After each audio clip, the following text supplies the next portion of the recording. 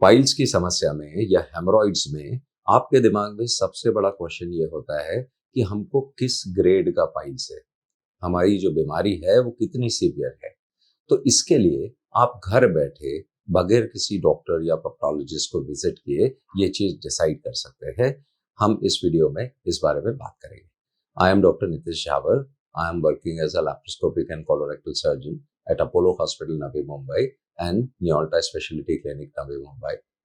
ये बहुत आम समस्या है कि जब भी कभी आपको पाइल्स का प्रॉब्लम होता है देन इमिडिएटली आपका जो दिमाग है वो इस चीज पे जाता है कि ये बीमारी कितनी सीवियर है, इसके लिए हमको ऑपरेशन करने का जरूरत पड़ेगा या नहीं पड़ेगा, या हम घर में कुछ इलाज कर सकते हैं, या हम ऑनलाइन जाके कोई चीज चेक कर सकते हैं और खुद सेल्फ मेडिकेशन कर सकते हैं।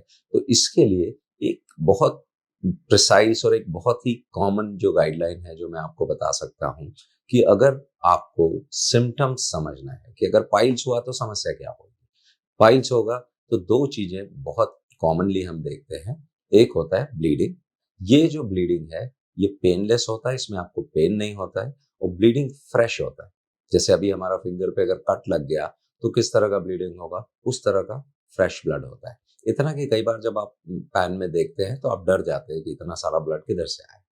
सेकंड जो चीज होती है उसको हम बोलते हैं प्रोलैप्स, कि जब आप मोशन पास कर रहे हैं तब आपको ऐसा लगता है कि कोई बल्ज बाहर आ रहा है और उसकी वजह से आपको ऐसा लगता है कि या तो वो बल्ज अपने आप डिसअपियर हो गया या आपको कोई चीज वहां पर पुश करना पड़ा है। तो ये दो जो कॉमन सिम्टम्स होते हैं पाइल्स के।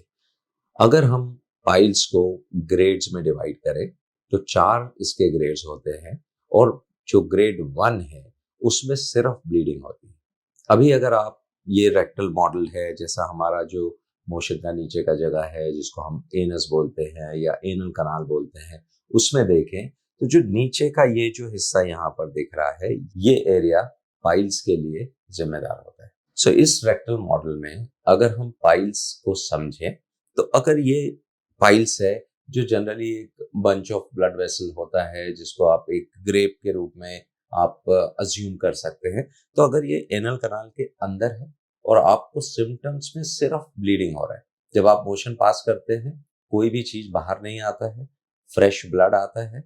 ये ब्लड या तो ड्रॉप्स में आ सकता है या एक जेट की तरह आता है, जैसे सिरिंज से हम अगर कोई पिचकारी लगा रहे हो इस तरह से ब्लड आता है। और जैसा आप मोशन करने का फिनिश करते हैं तब ये ब्लीडिंग बंद हो जाता है और ये ब्लड स्टूल के साथ मिक्स नहीं होता, ये सेपरेट आता है।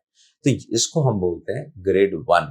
जब आपने किसी तरह का कोई प्रोलैप्स नहीं देखा है, ब्लीडिंग देखा है जो पाइल्स के ब्लीडिंग से जैसे मैं डिस्क्राइब कर रहा हूं उससे मैच कर रहा है। अब आता है ग्रेड 2 कि जब आप मोशन कर रहे हैं तो ये पाइल्स मोशन के साथ बाहर आ जाता है, लेकिन जैसे ही मोशन करने का एक्ट खत्म होता है या एक्ट ऑफ डेफिकेशन खत्म होता है ये पाइल्स फिर से अंदर रिट्रैक्ट हो जाता है।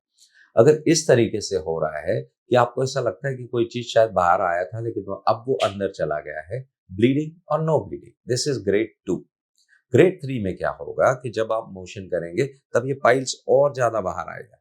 अब ये मोशन के बाद ये चीज अंदर नहीं जाएगा। जब आप क्लीन करने का कोशिश करेंगे तो आपको लगेगा कि कहीं एक तरफ या दो तरफ कुछ छोटे से बल्जेस बाहर अभी भी हैं एंड आपको उनको पुश करना पड़ेगा अंदर। तो जब तक आप उसको सपोर्ट करके अंदर पुश नहीं करेंगे ये पाइल्स अंदर नहीं जाएगा। जब हम ग्रेड 4 की बात करते हैं तो जो पाइल्स का मास बाहर रह गया वो अगर हम किसी तरीके से उसको अंदर डाल भी दें तो वो इमीडिएटली फिर से बाहर निकल जाएगा और ये चीज अंदर नहीं रह पाएगी। इसको हम ग्रेड 4 बोलते हैं। जो काफी समय, जब हम बहुत लंबे समय तक अगर अपना बीमारी को नेग्लेक्ट कर रहे हैं तब इस तरह की समस्या हमको देखने में आती है। तो अब आपने ये तो समझ लिया कि ये ग्रेड्स हमारे क्या है। मैं एक बार फिर से आपकी समझदारी के लिए रिपीट करता हूं कि अगर मोशन में पाइल्स का जैसा ब्लीडिंग मैंने समझाया वो ब्लीडिंग है लेकिन बाहर कोई बल्ज नहीं आता है तो वो ग्रेड 1 है। अगर मोशन करते समय बाहर एक बल्ज आता है जो अपने आप अंदर चला जाता है तो वो ग्रेड 2 है। अगर आपके मोशन के साथ में पाइल्स बाहर आ गए और फिर वो अंदर नहीं जा रहे हैं और किसी तरह का कोई मैनिपुलेशन रिक्वायर्ड है, आपको हाथ की सहायता से उसको अंदर डालना पड़ रहा है, तो वो ग्रेड 3 है। और अगर ये पाइल्स अंदर से आके बाहर की तरफ रहते हैं तो इसको हम ग्रेड 4 बोलते हैं। अब एक बड़ी आम समस्या है, आजकल हम सब लोग मोबाइल्स भी यूज़ करते हैं। जनरली एक क्यूरियोसिटी है कि अगर वहाँ कुछ प्रॉब्लम हो रहा है तो rather than discussing with anyone, हम चाहते हैं कि एक फ़ोटोग्राफ लेके खुद देख सकते हैं। काफ़ी बार ऐसा होता है कि उसके साइड में जो स्किन का टैग है, वो आपको पाइल्स की तरह लग सकता है कि अरे ये कुछ बल्ज है जो अंदर नहीं जा रहा। इमीडिएटली इन योर माइंड आप सोचेंगे कि ये ग्रेड 3 का हेमरॉइड्स हो गया। लेकिन ऐसा नहीं है। अगर आप पाइल्स के जो बनावट है उसको देखें, तो जो पाइल्स के ऊपर जो लाइनिंग है, वो स्किन का लाइनिंग नहीं होता है, वो म्यूकोसा होता है। हमारा ओरल कैविटी में हम जिस तरह का लाइनिंग देखते हैं, उसको हम म्यूकोसा बोलते हैं। और उस तरह का लाइनिंग अगर बाहर उस पे दिख रहा है, तो वो इंटरनल पाइल्स है। और अगर उस तरह का लाइनिंग नहीं है, वहां पर कुछ बल्ज है जो हमेशा ही रहता है, मोशन करे या नहीं करे, तो वो स्किन टैग हो सकता है। तो उसको आप पाइल्स से कंफ्यूज ना करें। कई बार ऐसा होता है कि आप प्रोक्टोलॉजिस्ट के पास जाते हैं और आप इंसिस्ट करते हैं कि हमको प्रोक्टोस्कोपी करके देखना है। और अभी हम आमतौर पर सब लोग कॉमनली एक वीडियो प्रोक्टोस्कोपी करते हैं, जो एंडोस्कोपी जैसा है कि हमने एक प्रोक्टोस्कोप अंदर डाल दिया और उसके बेसिस पे हम आपको पाइल्स का ग्रेड बताते हैं। तो वहाँ कई बार पेशेंट्स के दिमाग में ये बड़ा कंफ्यूजन आ जाता है, क्योंकि पाइल्स ऐसा चीज है जो आपने देखा नहीं होता। अब जब पहली बार आप वीडियो प्रोक्टोस्कोप में अपना पाइल्स देखते हैं, तो आपको ऐसा लगता है कि ये काफी बड़ा है। तो जरूरी नहीं है कि जितने पाइल्स आप देख रहे हैं उन सबको सर्जरी की जरूरत हो। लेकिन अगर आपके सिम्टम्स मेडिकल ट्रीटमेंट से 2 या 3 हफ्ते तक ठीक नहीं हो रहे हैं, या मेडिकल ट्रीटमेंट बंद करने के बाद विद इन 2 और 3 वीक्स वो फिर से वापस आ रहे हैं, तो उस समय आपको किसी न किसी प्रकार के ऑपरेशन, लेजर, स्क्लेरोथेरेपी या डीजीएचएल या स्टेपलर, इस तरह की कोई सर्जिकल या ऑफिस प्रोसीजर की जरूरत पड़ सकती है।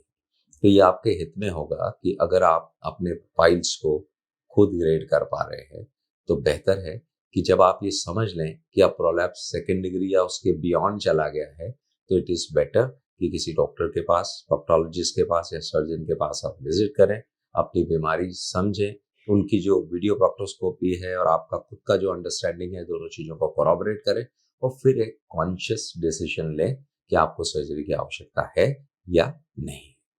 तो इस वीडियो में इतना ही। अगर आप इसमें किसी भी तरह के ट्रीटमेंट के बारे में और जानकारी चाहते हैं कि जो प्रोसीजर्स मैंने मेंशन किए हैं वो किस तरीके से होते हैं, तो आप इस चैनल पे दूसरे वीडियोस चेक कर सकते हैं, जहां हम 1 बाय 1 एक प्रोसीजर के बारे में डिटेल में ये डिस्कस करते हैं कि अगर आप कोई एक ऑप्शन चूज कर रहे हैं, सपोज आप लेजर चूज कर रहे हैं, तो आपको किस तरह का एक्सपेक्टेशन रखना चाहिए।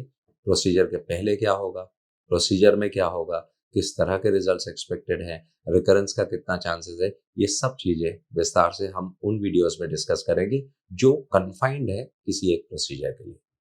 Thank you.